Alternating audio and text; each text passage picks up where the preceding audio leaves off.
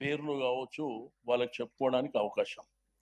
నేను కమిషనర్ గారికి, మేయర్ గారికి రిక్వెస్ట్ చేసేది, ఇది ప్రధానమైనటువంటి అంశం కాబట్టి 2 రోజులు సెషన్ నడిచినా పర్వాలేదు కానీ, ఎందుకంటే ఇది భవిష్యత్తు తరాలకు దృష్టిలో ఉంచుకొని మనం చేయవలసినటువంటి అంశం ఉన్నది.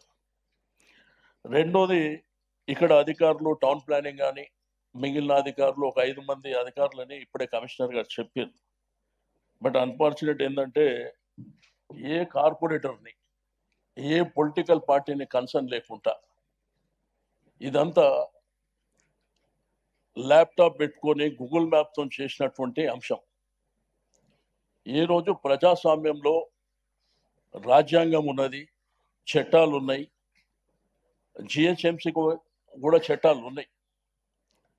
అది హరీమరిగా మనం చేయవలసినటువంటి అవసరం లేదు. ఎందుకంటే ఏదో భారతదేశంలో ఇంత పెద్ద కార్పొరేషన్ లేదు అని చూపించడానికి, దాన్ని చిత్రీకరించడానికి కాదు. ప్రజలకు మౌఖికమైనటువంటి సదుపాయాలు ఉన్నాయా లేవా? రెండోది, 27 మున్సిపాలిటీసు, 3 కార్పొరేషన్లు, పంచాయతీలు కలిపినప్పుడు అక్కడ మనకు ప్రాపర్ ఇన్ఫ్రాస్ట్రక్చర్ ఉన్నదా లేదా అనేది ప్రధానంగా చూసుకోవాల్సినటువంటి అవసరం ఉంది. అసలు మనకున్న జిహెచ్ఎంసీలనే ప్రాపర్ మ్యాన్ పవర్ లేదు వేరియస్ డిపార్ట్మెంట్ లోపల. రెండోది ఏంటంటే, రేపు ఇది ఇంప్లిమెంట్ అయిన తర్వాత వాళ్ళకున్న ట్యాక్సులు ఇప్పటి వరకు వేరే ఉన్నాయి, మనకున్నవి వేరే ఉన్నాయి. బట్ మీరు వెంటనే ఇంపోజ్ చేస్తే వాళ్ళు కూడా ఇబ్బంది పడేటువంటి పరిస్థితులు ఉంటాయి ఒకటి. రెండోది, మా మాట ఇక్కడ బీజేపీ మిత్రులు ఉన్నారు, కాంగ్రెస్ మిత్రులు ఉన్నారు, మా ఎంఐఎం మిత్రులు, మేము ఇంతమంది ఉన్నాం. నేను మేయర్ గారికి రిక్వెస్ట్ చేస్తున్నా, మీ గుండె మీద చేసుకొని, లేదు డిప్యూటీ మేయర్ గారి గుండె మీద చేసుకొని చెప్పండి, కనీసం మీకు ఇన్ఫర్మేషన్ ఉందా? మరి మీకు ఇన్ఫర్మేషన్ లేకుంటే ఇంత పెద్ద కార్యక్రమాన్ని, ఇప్పుడు మీరు గతంలో కరోనా మేయర్ గారు లేదని చెప్తున్నారు కదా, గతంలో అంటే ఏ పొలిటికల్ గా వెళ్ళలేదు మేము. సో ఆఫీసర్స్ చేశారు thinking, then they informed us.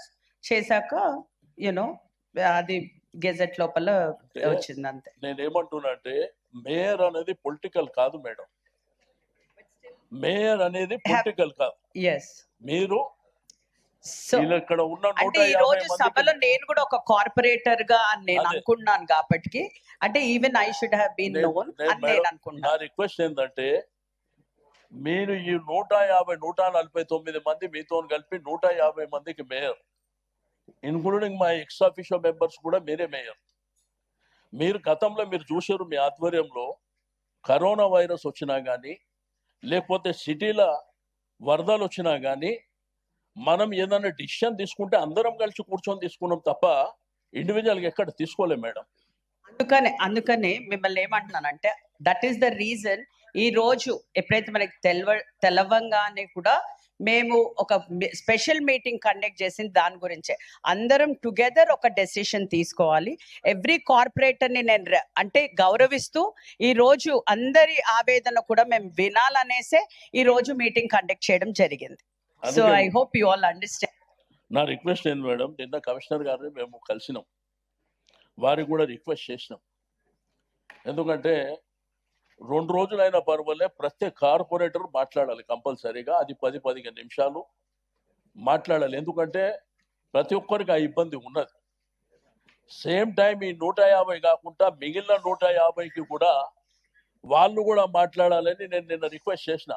Mallareddy గారు, మన అదే విధంగా ఇక్కడ ఇబ్రాహీంపట్నం కానివ్వండి, ఇక్కడ చేవెళ్ళ కానివ్వండి, ఎందుకంటే వాళ్ళకు కూడా రిప్రజెంట్ చేసిన వాళ్ళు, వాళ్ళ టర్మ్ అయిపోయింది కాబట్టి కనీసం ఎమ్మెల్యేలు ఎంపీస్ ఉన్నారు కాబట్టి వాళ్ళని అంటే వారిని కూడా ఇన్వైట్ చేసారు, సంతోషం. ఒక్క మేడ్చల్ నియోజకవర్గంలో మేడం మీకు తెలియంది కాదు, 3 కార్పొరేషన్లు, 7 మున్సిపాలిటీస్. రెండోది, ఓటింగ్ కూడా ప్రపోర్షనేట్గా లేదు. ఒక దగ్గర 18,000 ఉంటే రెండో దగ్గర 57,000 ఉన్నాయి, 70,000 ఉన్నాయి. ప్రపోర్షనేట్గా వేరియేషన్ ఎంత ఉండాలి? 5% వేరియేషన్ ఉండాలి. రెండోది, ఉస్మానియా యూనివర్సిటీ పక్కన ఉస్మానియా యూనివర్సిటీ పక్కన బాగ్లింగంపల్లి ఉంది మేడం. అది ఒరిజినల్ గా మేము చిన్నగా ఉన్నప్పటి నుంచి ఇప్పటి వరకు అది బాగ్లింగంపల్లి, బాగంబర్పేట్. ఆ బాగంబర్పేట్ని డిడి కాలనీ అని చెప్పేసి అదొకటి అబ్జెక్షన్ చెప్పినాం. మోండా మార్కెట్ విషయంలో కూడా అబ్జెక్షన్ కూడా చెప్పినాం. అయితే ఇవన్నీ అంశాలు ఏంటంటే మాకంటే ఎక్కువ కార్పొరేటర్లకు ఐడియా ఉంటుంది. కాబట్టి కార్పొరేటర్లు వాళ్ళకు అవకాశం ఇచ్చినప్పుడు వాళ్ళు మాట్లాడడానికి అవకాశం ఉంటుంది ఒకటి. రెండోది, ఇంత పెద్ద నిర్ణయం ఈ రోజు ఏంటంటే జనాభా ఒకప్పుడు ఓన్లీ హైదరాబాద్ ఉన్నప్పుడు మనకున్నటువంటి జనాభా, మనకున్నటువంటి ఫెసిలిటీస్ కూడా 5 లక్షల వరకు ఉండే. సరే, కాలక్రమేణా విస్తరించింది, పెరిగింది. రెండోది, మన కమిషనర్ గారు చెప్తుండ్రు, ఇప్పుడు గవర్నమెంట్ ఆఫ్ ఇండియా కూడా ఒక ఆర్డర్ చేసింది కులగణన జరగాలి, దాంతో పాటు ఇది లింక్ చేస్తాం. ఇది ఒక హిస్టారికల్ నిర్ణయం. ఇది దానికి దీనికి లింక్ చేయవలసినటువంటి అవసరం లేదు.